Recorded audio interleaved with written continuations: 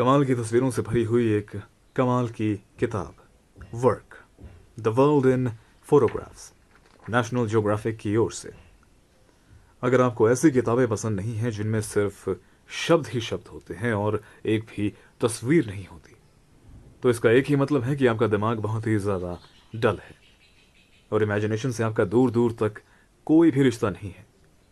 लेकिन इसमें गलती आपकी नहीं है, गलती आपके स्कूल के उस टीचर की है जिसका चीज़ों को समझाने का तरीका बहुत ही ज़्यादा मशीनी होता है और उससे भी ज़्यादा बोरिंग होता है। जो कुछ भी वो आपको समझाता है वो सब कुछ आपके सर के ऊपर से निकल जाता है। उसके बाद आपको ढेर सारा होमवर्क दिया जाता है, इतना सारा होमवर्क जिसे लिखते लिखते पेन का रबर वाला हिस्सा आपकी उंगलियों पर छप जाता है। लेकिन अफसोस, होमवर्क करने के लिए आपके पास बिल्कुल भी वक्त नहीं है, क्योंकि आपको मोहल्ले के उस कुत्ते से मिलने जाना है जो अभी अभी बाप बना है।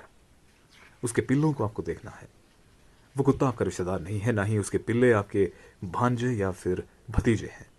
लेकिन फिर भी आप वहां जाते हैं क्योंकि आप जानते हैं कि उस कुत्ते के पिल्ले और वो कुत्ता आपके अपने भाई बहनों से ज़्यादा खूबसूरत, समझदार और वफादार हैं।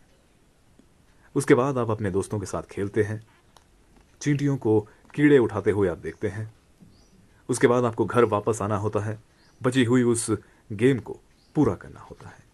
और वो गेम खेलना कोई आसान काम नहीं है।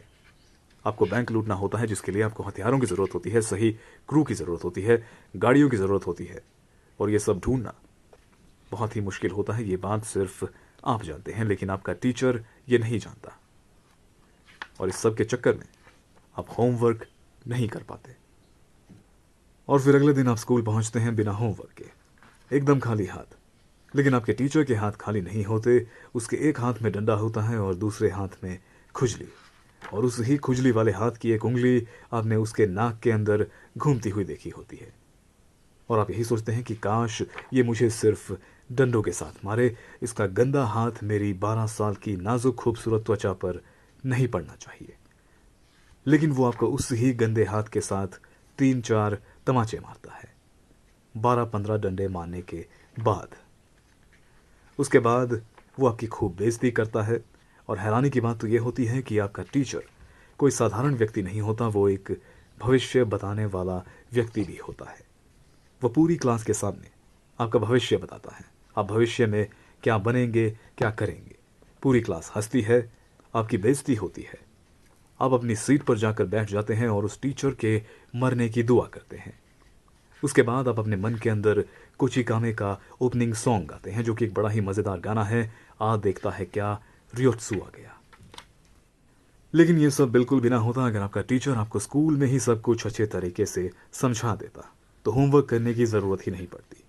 लेकिन अब ज़रा इस शख्स को देखिए, जिसे देखकर ज़्यादातर लोगों को ये लगेगा कि इसकी बीवी ने इसे जंगल में बर्तन धोने की प्रैक्टिस करने के लिए भेजा हुआ है। लेकिन ये एक सोना ढूंढने वाला शख्स है। जैसे ही इसे सोना मिलेगा, ये अपनी बीवी को छोड़ देगा, नई गर्लफ्रेंड बनाएगा। फिर इसकी गर्लफ्रेंड इसके खाने में जहर मिलाकर इसे मार देगी। इसकी गर्लफ्रेंड इसकी लाश के सामने एक राजमा का आधा कटोरा रखेगी और सब लोगों को कहेगी कि इसकी मौत गैस के साथ हुई है। और अगर आप एक दूध वाले हैं और आपका दूध नहीं बिकता, तो हमेशा की तरह 50% पानी और 50% दूध का मिश्रण तैयार करें। लेकिन इस बार उसे स्टील के डब्बे में ना भरें, उसे फैंटा, कोला या फिर श्वेप्स की बोतल में भरें। आपकी सेल जरूर बढ़ेगी, ऐसा इस किताब में दिखाया गया है।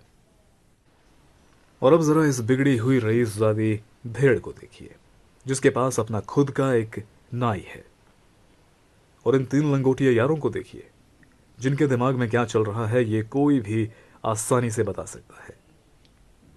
और अगर आप अपनी बीवी से परेशान हैं जिसे सिर्फ सोना चाहिए, तो ये रही ब्राज़ील की सोने की खदान। प्लेन में सीधा ब्राज़ील की ओर जाएं और जैसे ही आपको प्लेन के नीचे ब्राज़ील दिखता है, अपनी बीवी को धक्के मारकर उस प्लेन से सीधा इस खदान की ओर फेंक दें। खदान वालों को मजदूर मिल जाएगा और आपकी बीवी को ढेर सारा सोना, और खुद आपको उम्र भर का चैन और आज़ादी। तो इस तरह की एक बहुत ही कमाल की ये किताब है। इसमें Europe, America, Africa, middle east और एशिया और कुछ आइलैंड्स हैं, और इन सब से जुड़ा हुआ एग्रीकल्चर, मैन्युफैक्चरिंग और एक्सट्रैक्शन आप इसमें देख सकते हैं। इस सब के अलावा जोरी कॉब, स्टीव मैककरी, जॉर्ज स्टाइनमेट्स, जो मैकनेली और गर्ड लडविग, इस तरह के कई सारे होनहार फोटोग्राफर्स द्वारा खींची गई तस्वीरें आप इस किताब में देख सकते हैं। और फोटोग्राफी का काम जो है बहुत ही कमाल का होता है। इससे आप खूब सारा नाम कमा सकते हैं और बहुत जल्दी आप इससे पैसे भी कमा सकते हैं। आपको करना बस इतना है कि अपना कैमरा आपको संभाल कर रखना है और उसके बाद किसी ऐसे शख्स को ढूंढना है जो आपको उसकी अच्छी कीमत दे सके। लेकिन अगर आपको सचमुच फोटोग्राफी के जरिए नाम कमाना है तो कुछ ऐसी तस्वीरें खींचें जो इस तरह की कमाल की किताब में छपने लायक हो, ना कि उस तरह की तस्वीरें जिस तरह की तस्वीरें आप इंस्टाग्राम या फिर फेसबुक पर देखते हैं, जहां पर 15-20 लाख रुपए की गाड़ी के सामने एक लड़का खड़ा रहता है सीरियस एक्सप्रेशन के साथ, और तस्वीर में लिखा होता है कुछ पाने के लिए कुछ खोना पड़ता है, जबकि उस लड़के ने कुछ भी नहीं खोया होता। जो कुछ भी खोया होता है वो उसके बाप ने खोया होता है। मैं अकेला नहीं हूं, अकेलापन मेरे साथ है।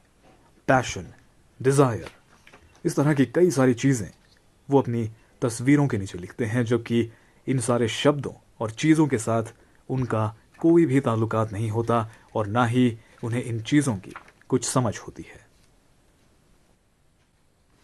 और फिर कुछ ऐसे महान लोग होते हैं जो कुछ ऐसी तस्वीरें अपलोड करते हैं जिनमें कुछ ऐसे लोग होते हैं जिनकी आर्थिक स्थिति कुछ ठीक नहीं होती, बहुत ही खराब होती है। उनके हाथ कटे होते हैं, पैर कटे होते हैं और उस तस्वीर के नीचे लिखा होता है कोई कंजूस ही होगा जो लाइक नहीं करेगा। कंजूस वो नहीं है जो लाइक नहीं करेगा, वो व्यक्ति समझदार है। लेकिन कंजूस वो आदमी है जिसने उस तस्वीर को अपलोड किया है सिर्फ अपना नाम बनाने के लिए, किसी दूसरे की गरीबी का फायदा उठाया जा रहा है। फिर और ज्यादा महान लोग होते हैं जो गहनों से लदकर अपनी तस्वीरें अपलोड करते हैं और नीचे लिखा होता है कि मैं एक राजकुमारी हूं और ये मेरे जेवरात हैं।